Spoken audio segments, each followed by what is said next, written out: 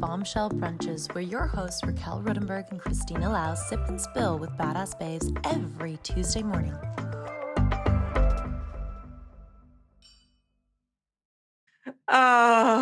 Okay. Well, before we start, if you haven't subscribed to us on YouTube, I highly recommend that you do with this particular episode so that you can look at what it looks like for me to look exactly like Hugh Grant. My hair has decided to have its own life today, and it deserves its own introduction because it's the worst thing I've ever seen. So if you would like to agree with me on that, you're more than welcome to join us on YouTube. And don't forget to subscribe. And don't leave a comment. I don't need to hear it. It just wasn't, we just didn't have time for me to fix my hair. But on another much more important note, I am so excited for you to meet Grace today. Grace and I had a chat maybe a couple of weeks ago now. And we just fell in love. I'm going to say we, just pretending that you fell in love with me back. But Brittany, one of our team members who was amazing and co-producers, introduced us. And immediately I knew that you were meant to be on this podcast. So by quick way of introduction, Grace is a wellness coach committed to helping women find their version of happy. From a cripplingly anxious self-deprecator to a passionate self-love enthusiast and everything in between. It's her personal mission and duty to help heal, guide, and empower in any way she can. Grace combines life coaching, which we'll talk about, with fitness, which we'll also talk about, lucky us, harnessing the power of physical movement to better our mental health, which I think now more than ever is the most important thing for us to be taking care of. She strongly believes that it's within our relationships with exercise, food, and our bodies that our true freedom lies. And she has personal stories and much to back that up with. Grace started out as a personal trainer and fitness instructor before founding her first brand, Diva Train, which is an exercise class that she brought to universities, gyms, and schools across London, England. She is now based out of Toronto, which I'm very sad about because you're far away from Vancouver, but we're at least closer. But you're currently building your new business, Mood Workouts, which I'm so excited to talk to you about. Mm-hmm. Hi, Grace. Hi, thank you for that. For my hair introduction. Be hair puns through this whole episode now. Grace, I want to talk, because in that introduction, it doesn't talk about how transnational you are, how much you've moved around. And I loved that about you. So can you give us a bit of a background about how you moved around the world, how you learned to love your body while moving around the world, what you kind of went through in that kind of, in that cultural jump from place to place? Sure. So I was born and raised in London, England, till I was about 14. And my mum is Canadian, so I'm half Canadian. And when I was 14, I moved to Vancouver, which is where I met Brittany. And we went to high school together, and we were in choir together and spent lots of our childhood singing and all of the above. And then when I was 19, I moved back to London, and I was there for a decade before I moved to Nashville, Tennessee, which is where... Oh my gosh. I want to live in Nashville so much. It is probably one of my favorite places in the world. It is the coolest little corner of the world, honestly. So yeah, that's where my mum lives now. And I was there I went actually probably once or twice a year for the last 5 or 6 years. And I just fell in love with it more and more. And then I just took the leap, I guess, to leave the UK. And it didn't actually work out for me in Nashville.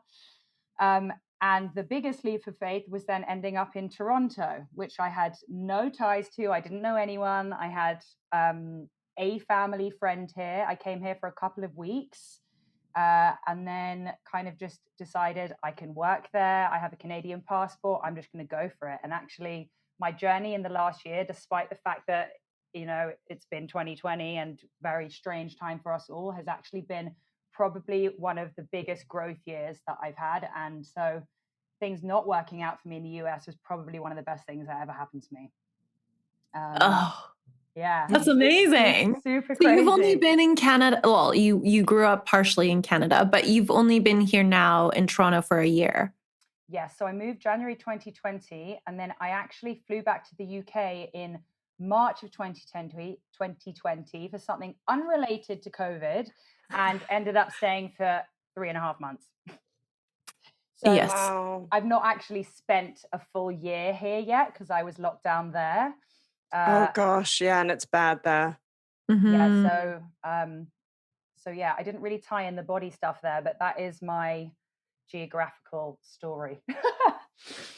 That's amazing. So how did that lead into mood workouts? Yeah, okay. So mood workouts is something that I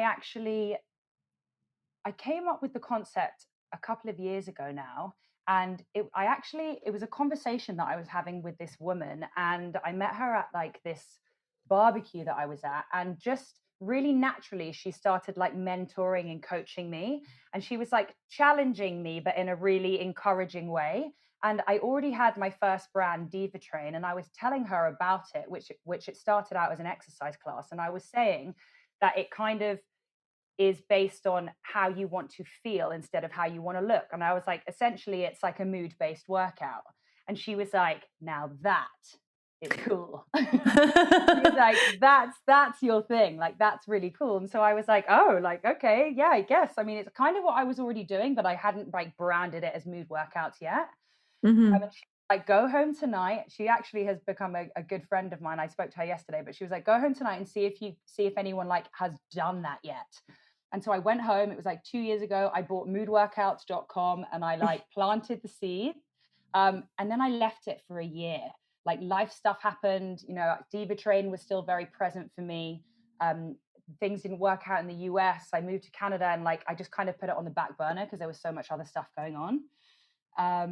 So it wasn't really actually until the pandemic and until last summer that I actually started really growing mood workouts and getting really clear on what I wanted it to do and be and mean. And so that's kind of where I'm at now. I launched the concept, I think it was in like August, September. And yeah, essentially it does what it says on the tin. It is mood-based workouts. So it's, you know, training based on how you want to feel instead of how you want to look. Okay. And sorry, go on. No, that's okay. I was going to say, can you get really micro with that? So like I wake up in the morning, and is it an app or a website or in person? So as it stands, I did actually launch a web version of an app in the summer. Okay. But the way that I have approached it is not the way I'm moving forward. So I'm in like this transformational reattacking, replanning of how I'm going to reapproach it. Yeah. But essentially, it's asking yourself how you want to feel that day. So instead of going through the motions of life of like feeling anxious or frustrated or stressed, which a lot of us often default to when we have a lot going on, it's actually getting clear on like, how do I want to feel today? Shift your focus from how you want to look, ask yourself how you want to feel, get clear on that intention, and move your body to access the mood that you want to feel. Okay. So I want to feel powerful this morning. Okay. So I go to a workout for powerful. Mhm. And what does that look like? Like, is there what are the movements like? What is the music like? How am I embodying power? So, you know what? I actually feel like a lot of this is depending on the person, because what is Right. powerful to me might not be powerful to you. Mhm. So the way that I have showcased it so far, I've done some live workouts on Nice. my Instagram, and the way that I've actually done it is because I'm actually not reinventing the wheel when it comes to the workouts. But what I'm doing is getting you clear on how you want to feel before you start and channeling that energy throughout. So when I was teaching it in a live setting, I would use obviously myself as an example and say, okay, like today I want to feel energized. And let's say you want to feel powerful.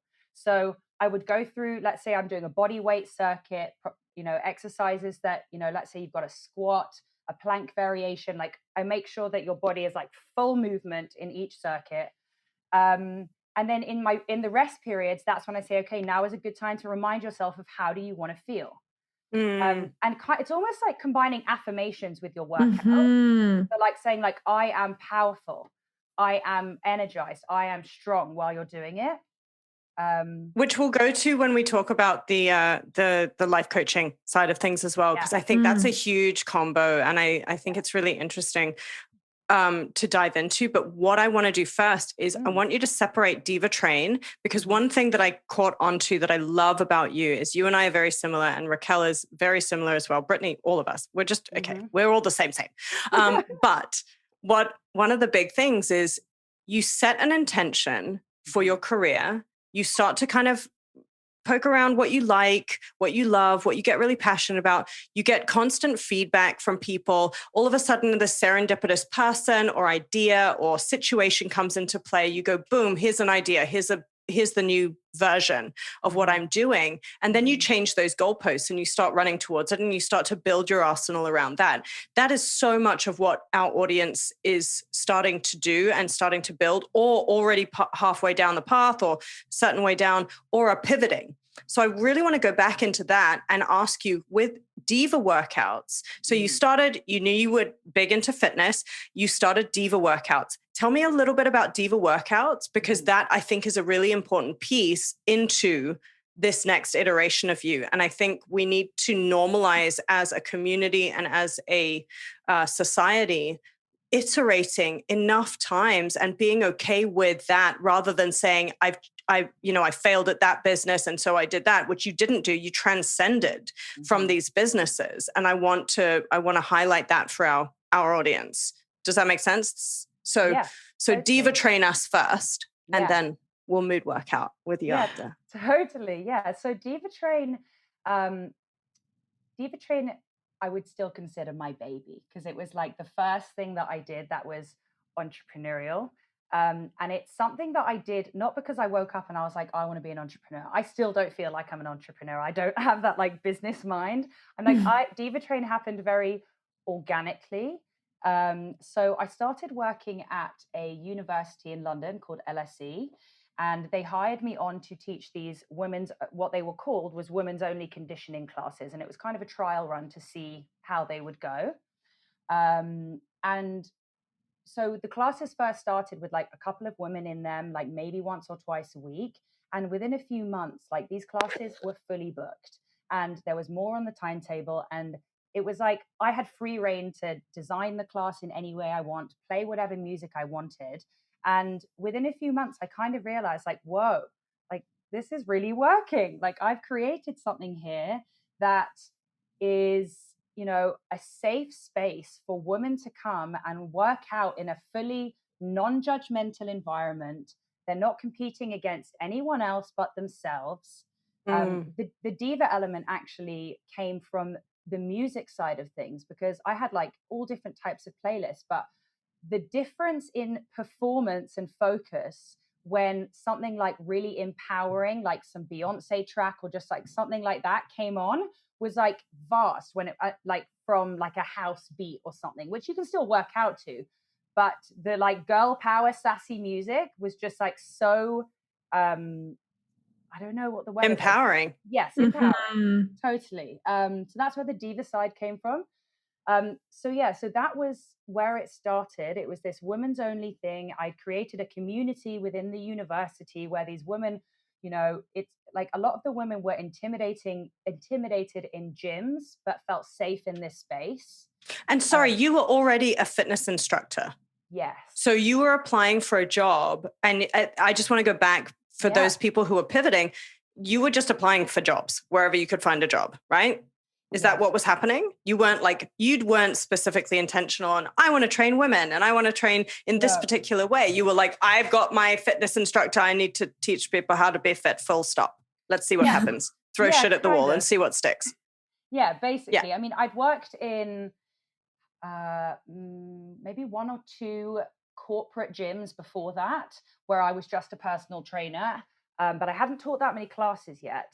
And I will say I did predominantly train women, but I think naturally women train more women than they do men. Yeah. I was already passionate about the effect the mind has on the body.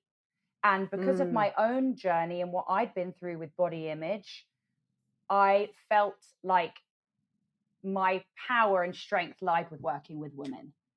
Can you talk about that? Do you feel comfortable talking about what you went through? Yeah. Yeah, of course. Do you want me to dive into that now? Yeah. Yeah. I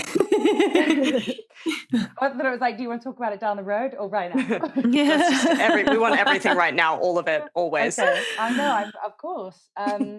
Yeah, so I mean, gosh, where do I start? So I hit puberty later than most.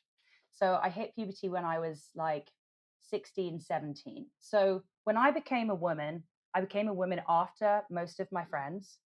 And I was developing and becoming a woman, but because it was at a different pace to everyone else, I actually just felt like I got fat. And I became very, very uncomfortable in my body. And that's when I started partying a lot and abusing my body with drink, with drugs, and with food. And so it all started when I was about 17, maybe even 16, actually. And then by the time I was 19, which is when I actually moved back from Vancouver to London, I was living a very, very self-destructive life. And I had an eating disorder. I was bulimic between about 17 and 23. And even till I was about 27, did I have a self-destructive, unhealthy relationship with exercise, my body, with food, and with alcohol. And so for me, it was never about the actual thing. So it was never about the exercise. It was never about the food. It was never about the booze. It was about my relationships with all of those things. And it wasn't actually until that I shifted this focus. And this is why I feel so passionate about mood workouts, because it wasn't until I shifted that focus from exercising because I hated myself to exercising because I deserved to feel great, that I actually like healed myself, really.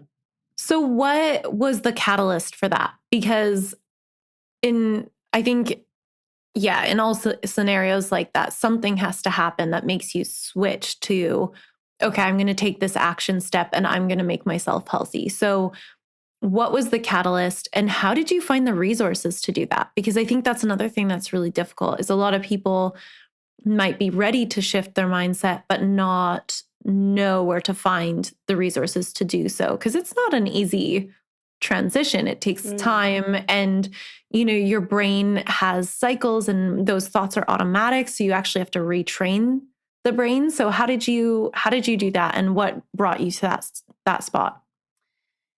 I think actually I'd been trying for a long time, but I just was my thought patterns were so ingrained in my brain that I just hadn't nailed how to do it. Yeah. I'd been in and out of therapy since I was 16. And some of that was amazing, but like the deep rooted belief system. Totally. Like that honestly, like I was a prisoner of my mind and my body for like a decade. I really was. And like, even though I was a trainer and I became a life coach and all of these things, it was like, wow, I still haven't quite nailed this. It's funny though, because I think that's, I don't know if any of you in the audience have heard the term of high functioning anxiety or, being a prisoner to your own mindset before, but it's often the people who are highly productive, who on the surface look like they've got everything together, who are doing things, who are learning about these things because they are trying to get out of their own prisons. And that is a huge generalization because there are a lot of people who are also very settled and stable and are running towards it.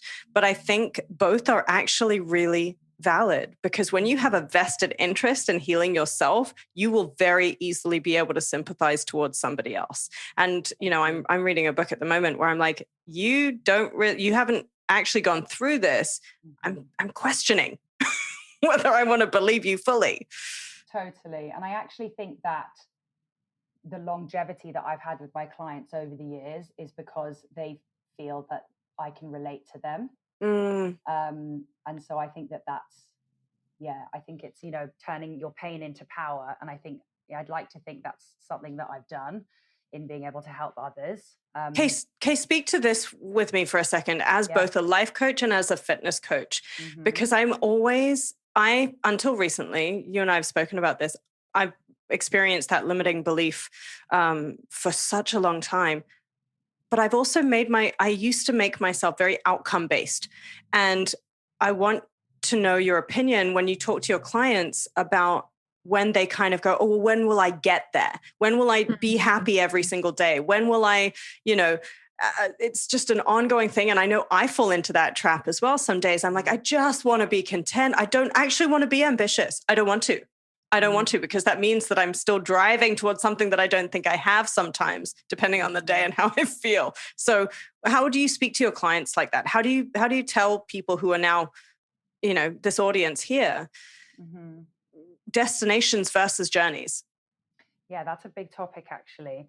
Sorry. No, I'm into it. But I think actually to tie together something that you said, Raquel, as well, which was like, what was that like turning point moment, I guess, for me? It wasn't until that I got clear on who I wanted to become that I could actually change the behavior. And so that is a big thing that I work with my clients on. Like, if you don't know where you're heading, then you're not really heading anywhere. Yeah. So, you might want to kick these habits of like, I want to improve my relationship with food. I want to, stop drinking or whatever it is. But until you know where you're going, like you don't know, you can't shake it, right?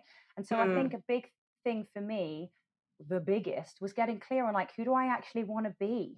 And how do I get there? And like, but a big part of that for me was journaling. Journaling has been one of the most powerful tools I think I've ever used, maybe even better than therapy, where and even now I get clear on who I want to become every day, and I practice stepping into her. And so the journey for me versus the destination, it's like when I feel like I've gotten to, like you were saying about, you've become that person or you've become happy or whatever it is, you're going to want to be something else anyways. So if you're constantly living in I'll be happy when, you'll never enjoy the journey of anywhere. Kind of, Yeah. So there is a fine balance. There is a fine line though, of like having a goal and going for it, and also appreciating where you are in that process. I think it's also really important to understand the language. I'm always I hold people accountable to their language, and myself most of all the time, because if you define your goals, and I think that's where having a life coach side of things is really important. When you have someone who says, is that really what you want and who you think you want to be? Or is that the surface underneath something else? Because if you say, I really want to be rich, like that, just to use the most typical example, a lot of people don't. They want to not have financial stress. They want to feel empowered. So getting that verbiage right, I think, is so important. And I think that's why I love that you're a life coach, qualified life coach, as well as someone who is dealing with fitness, because these two things should synergize so much more. And taking the time to invest, just like you have KPIs for, key performance indicators in your workplace, if you're in a standard type of job, we don't set those for ourselves when we don't get focused. We don't take the time to invest in focusing on and reiterating and figuring out who we want to be with appropriate metrics for us, rather than metrics based on society. Raquel, you were going to say something. I really interrupted. No, you didn't. You're good. No, I actually really agree with that. And so a little bit of background that I don't think I've ever talked about on the podcast is that I used to teach kickboxing and I taught to women. So it was circuit training, but it was all based in self-defense. And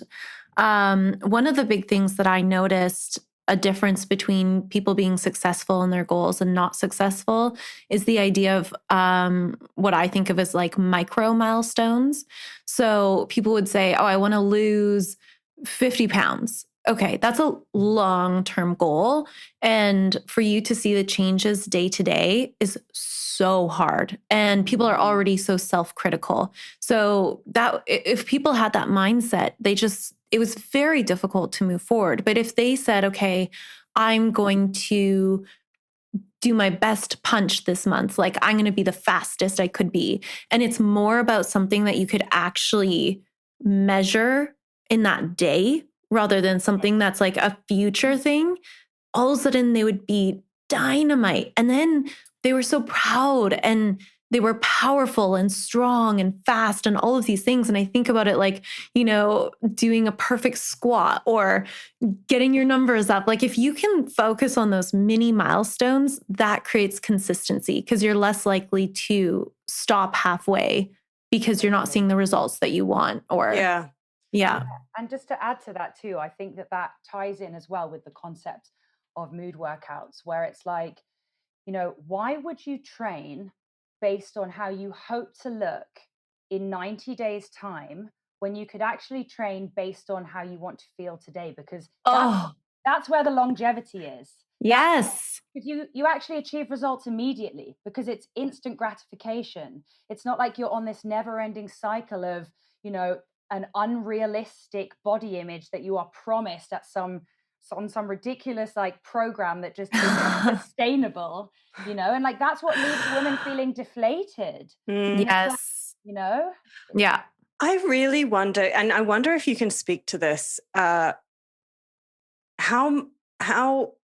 people who are typically more male identifying or geared that way, is there a difference in our physiology that sets us up to want to have these different things? Because when you immediately, and this is just an idea, but like when you were thinking, like I apparently, full disclosure, I don't know, I haven't gone down the road of checking, but quite a lot of testosterone when I was growing up, like, and I don't know why, but that somehow came up and I was like, oh, okay, that makes sense. I'm super competitive. Like I made all these like generalizations.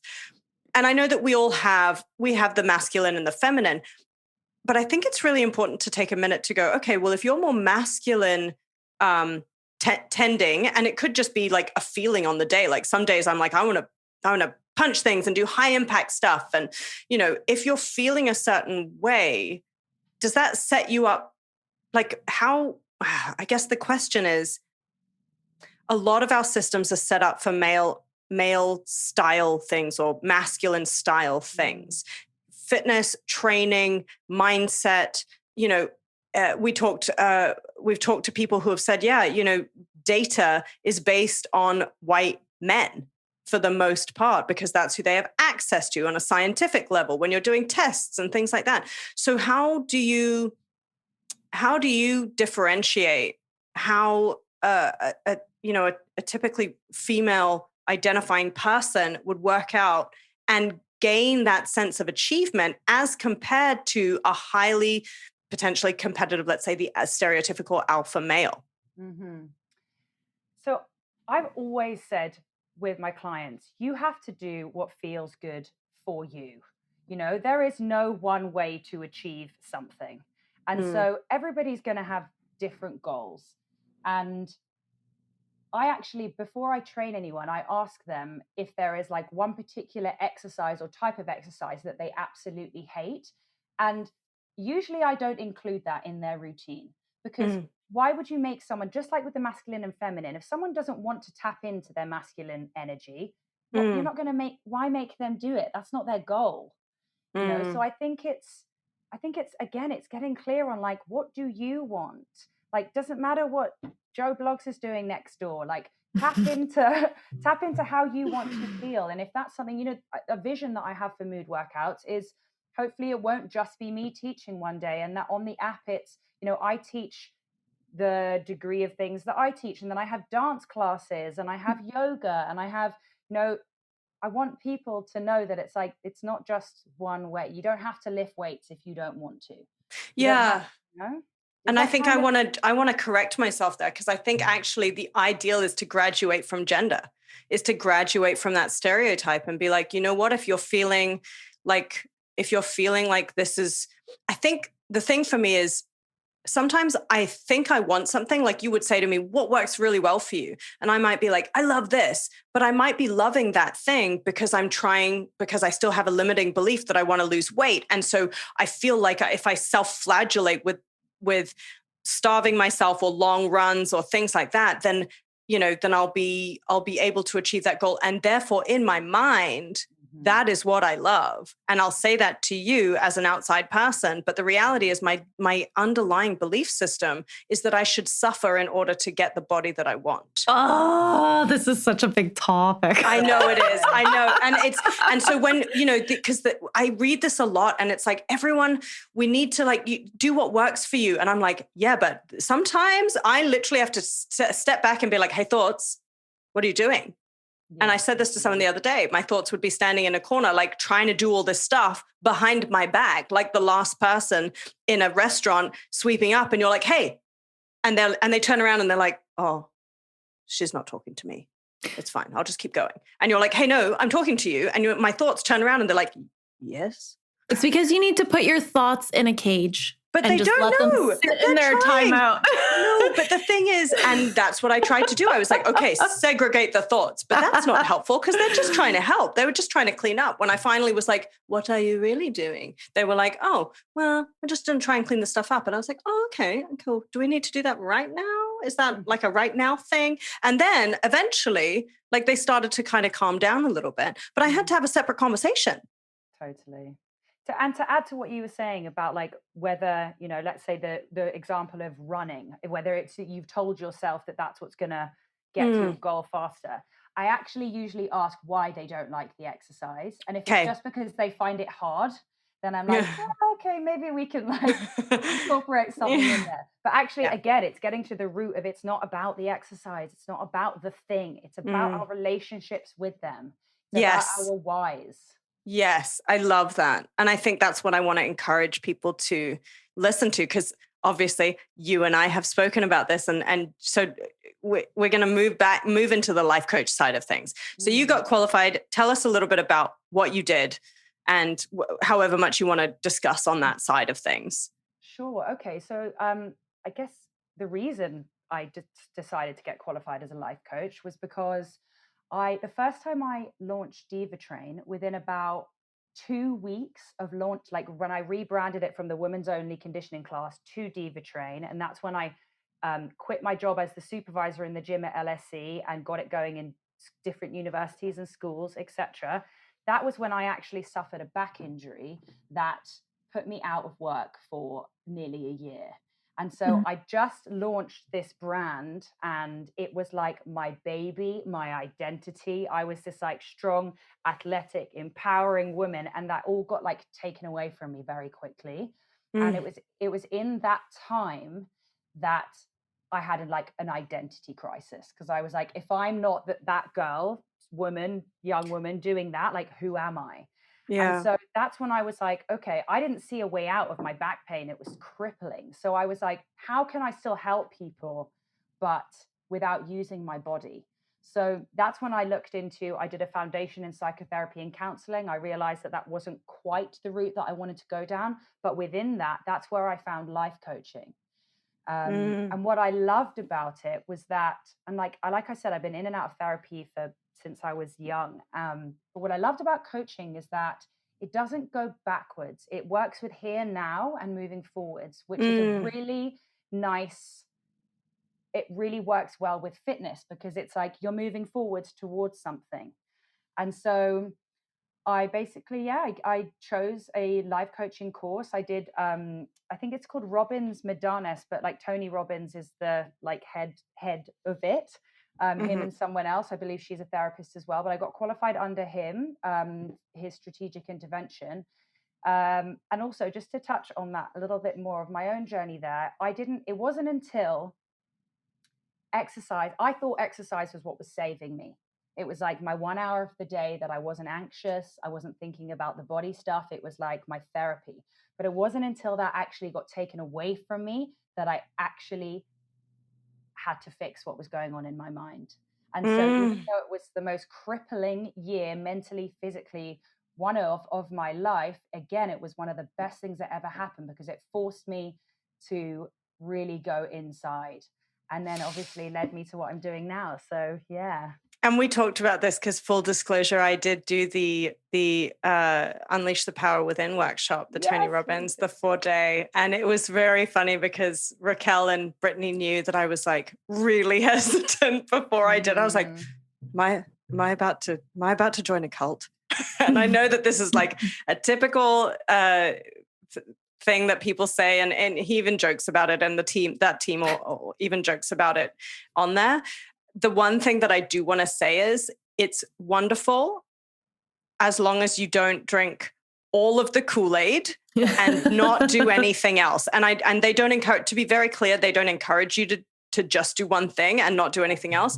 They do really encourage that. And so I saw a lot of people get a lot out of it. And I think there's also the typical sales pitch that they do at the end and throughout it. And I would just encourage people to, I loved doing it because I've read so many different things that reinforced a lot of that knowledge already and new things that I didn't know. But I would just always encourage people to, just like you did, get the foundation, go exploring, find different things. Don't just subscribe to one thing and let it be that thing, because I think we all need to spend more time and, disassociating from a one size fits all or one solution answer. But I also did actually, I got a ton out of it and I had so much fun. I had so much fun in it. That was wild when we were introduced via email and I was like, I'm sorry it took me so long to get back. I'm doing this crazy course and I'm really immersed in it. I was like, I'm doing it too.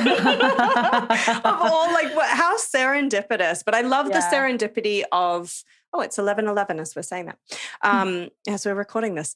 I love the serendipity of allowing, what you did was you set out intentions and they didn't have to be the final thing. They just, you set them out and you ran towards them and you grew as a person and you were constantly responsive. Mm-hmm. And I think that's another thing that I love about Raquel. And what Raquel does is she goes, I'm going to do this thing. And then she's like, I have no idea what that's going to look like, but we're just going to run at that.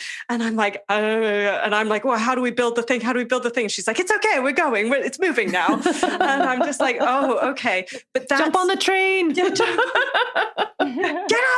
on. But I think that's a really huge thing for all of these bombshells that are listening, all of us included, because we're all the same. We're all listening to this and creating this community because we want to share knowledge and to continue to distill, to be really well-rounded people. Totally. I loved what you were talking about with your fitness and how you felt like that was your kind of cure. And then when that went away, you were like, oh my God, there's so much underlying here. I remember at one point I was a total mess. And so I was talking to a professional and she was asking me about my fitness and all sorts of things, right? Like all mental health aspects. And so I was telling her about what I did for my fitness routine. And she goes, okay, so are you sure that's not like your escape and you're avoiding all of these things through that? I was like, oh, no. What are you talking about? We all have these responses when you know that someone's found you, right? You're like, yeah. What? Oh, what?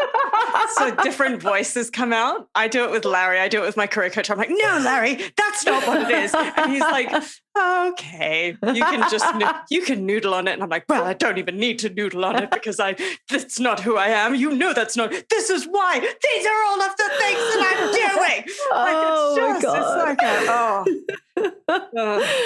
But it's so true. And then you take that away and all of a sudden you have the space and to realize what's actually going on and to work on yourself. So how did you incorporate the life coaching with the fitness? And do you have more plans to take that even further?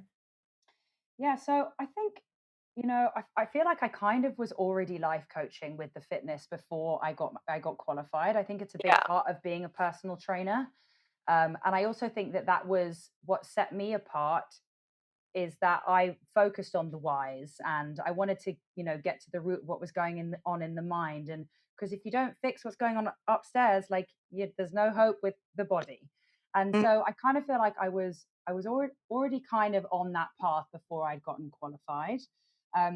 But I think to me now, this is why mood workouts excites me so much, because I feel like mood workouts is the marriage of coaching and training. And so whether it's, the vision I have for it, I want mood, like the workouts itself, of course they are important, but I want to tie it so in with the coaching side of things, whether that's in the form of a program, or it's, a combination of the workouts plus one-on-one time with me, plus, I'm still like figuring out how I'm moving forward with all of it. But yeah, I would say if I've had just personal training clients, I coach them as well. It's kind of, it's kind of there. But if I have just coaching clients, the fitness is not always included in it, depending on what their goals are. But yeah. I love that.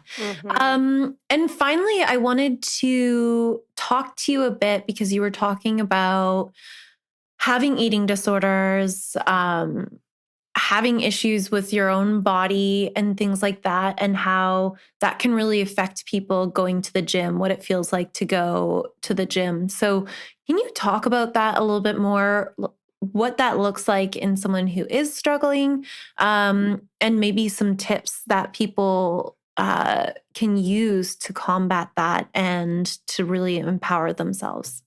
Sure. I mean, I think that an eating disorder is very complex, and I am not a specialist in that department, so I wouldn't say that I can comment in that way. But of course, based on my own experiences, it was tied into so many other things, and it was never actually about the whether I was eating or not eating. It was so much more deep rooted. And, again, it wasn't until that I used to go to the gym. I was either abusing myself with drinking drugs, or I was abusing myself in the gym, or I was abusing myself with food or lack of. And so it wasn't until that I started looking at my relationships with all these things that I was able to actually like conquer them. And so I think for someone that is going through an element of that right now, like, again, I'll bring it back to, who do you want to become? What do you want your life to look like? The clearer you get on that, the easier you will be able to get out of the whatever, for me, the prison that I was in my mind and my body, or whatever it is that you're going through. But getting clear on who I wanted to become was an absolute game changer for me. So actually last year, the beginning of the year, I moved to Toronto, and I gave up alcohol at the same time. And alcohol was I have not sober anymore, but I have transformed my relationship with it. And moving countries and doing that at the same time was probably one of the most terrifying things I've ever done in my life, because I was a party girl for so long, and it was such a big part of my identity. Right. And so it was like, how do I move somewhere and like make friends and all of that? But I was so clear on the version of myself that I wanted to be, which essentially was the best version of myself. I just hadn't tapped into her yet. But I was so clear on that I journaled her. And like, actually, when it comes to affirmations and you're either speaking them or writing them down, they often tell you to say, I am. Like, let's say, I am strong, I am whatever it is that's, unique to you. But in the way that I became that version of myself that was able to give up booze, was I actually had to write she is, because I didn't feel like I was that person yet. So I think sometimes affirmations, when you're saying, tell yourself I am beautiful like a million times, and when you don't feel it, it's like I'm lying to myself. Right? It's like, I feel that too. Yeah, I really do. So I think the she is allows you to like almost describe this person as if it's not you. And then the more clear you get on her, the more you can start stepping into her and imagine her living your life. I think it's really, actually, I love that so much. I don't use the she is or the I am. Right. And I think that but what you've brought up is a really good point, to find find what brings that feeling of joy. So for me, when I journal every day as well. And I'll describe the surroundings, the feelings.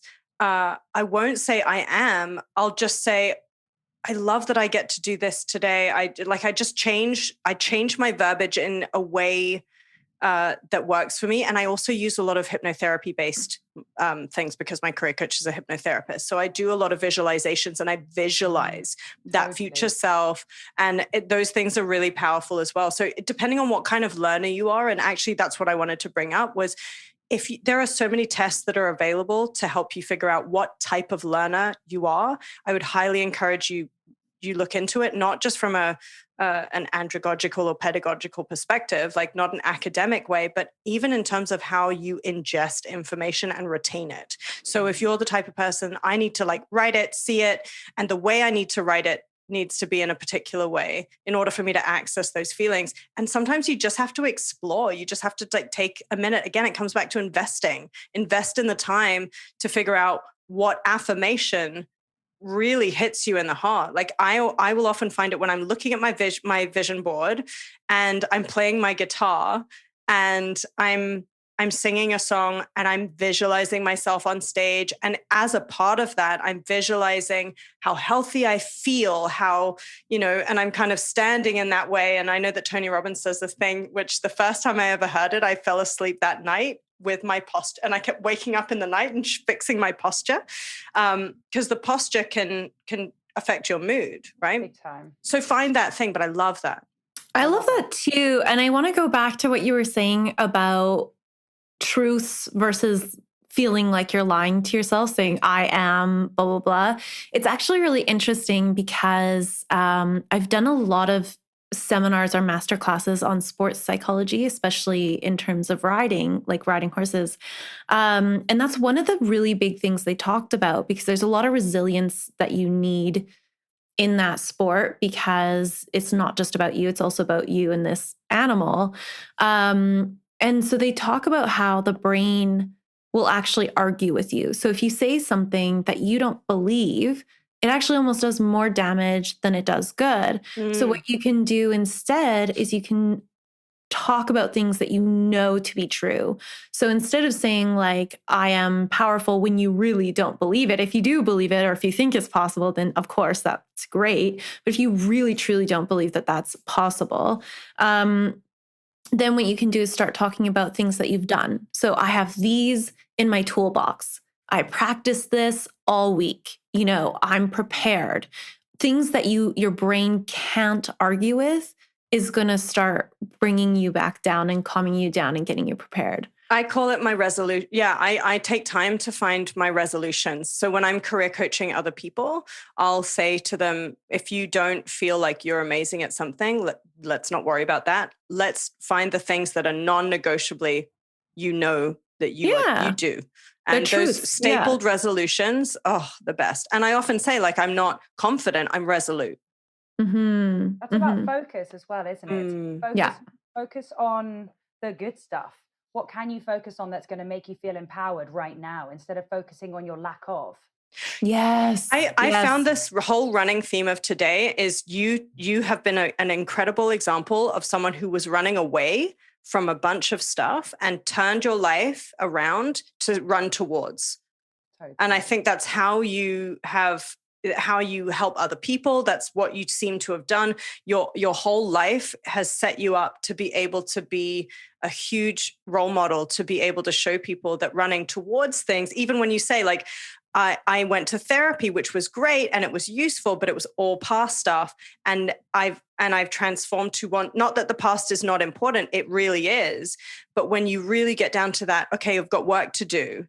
Mm-hmm. The future of you being progressive is what you demonstrate in your mood workouts. And then that's actually like knowing where you came from and knowing where you're going allows you to be the most present. Totally. And I think that's just such a great it's such a great gift that you're giving people. So I do have one more question before we do wrap up, because I know we'll talk forever with you. And we want to talk again when you're launching the app, when you're getting ready to do these things. Like, we'd love to have you back. One thing that I noticed was that when I was in a really, really rough spot, I didn't want to get up. I didn't want to move. I didn't want to do that stuff. And I know that for a lot of people who are sitting here and listening and might be like, yeah, it's all good and well for you to say that when you're all in a peak state. You're all doing really well. You're all like, you're good. Look at your lives. I have been that person, and I still am that person some days. I'm not going to lie. And I'm okay with that person. But how do you give us a couple of hard things that we can just be like, get up, put on BTS Dynamite, which is my current song. the super cheesiest pop song I can imagine that just fills my heart with joy, and dance wildly. Like, give us some things that we can do, even if we're just so locked into not wanting. Because when you say like, how do you want to feel? Some days I'm like, I want to feel like shit. I want to feel like shit because that's what I'm doing. That's what I'm doing right now. I'm in puddle. I would say own it then. Exactly. That's the thing. Like, it's all about being intentional. And like, actually, if you want to feel like shit, feel like shit. Because, Yes. Have a pity party. Yeah, I have a pity party with Larry all the time. There you go. But it's natural human, psychology that like, you'll get bored of feeling like shit pretty soon. What if you don't though? Give me something that someone can do that can shift their state just enough for them to maybe create a bit of space. I think you need to ask yourself, is feeling like shit making me feel important? No. Is it making me feel, is it part of my identity? Who am I if I don't feel like shit? So I think often people identify with their anxieties and their stresses, and like it becomes, I'm sure people that are like always high functioning stress or yeah. Yeah, I know one person that she is present. And for those of you who aren't watching this, it's not Raquel. Where was I? What was it? What? Through you. No, that's okay. No, you all know someone who's high functioning, who's anxious all the time, who's owning, who's that's their identity. They're identifying with it. Yeah. Totally. And I think that often it's fulfilling a need of theirs. I think it's, it's making them feel, unfortunately, it's like validating them in some way. And that's uncomfortable. I don't like hearing this. Right? I don't like this. My whole everything is like, it's that moment. It's that dusting in the corner and that person's like, oh no, they found me. Oh my God, no. The same. We're all that way.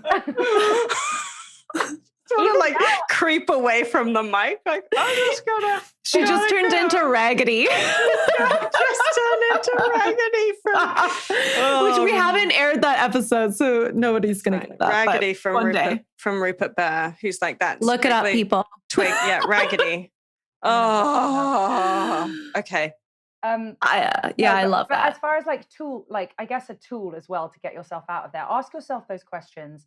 And then I'm going to go back to journaling. Start writing down how you want to feel. And that's another thing with mood workouts is I don't feel like it's not about working out. It's about the power of choice.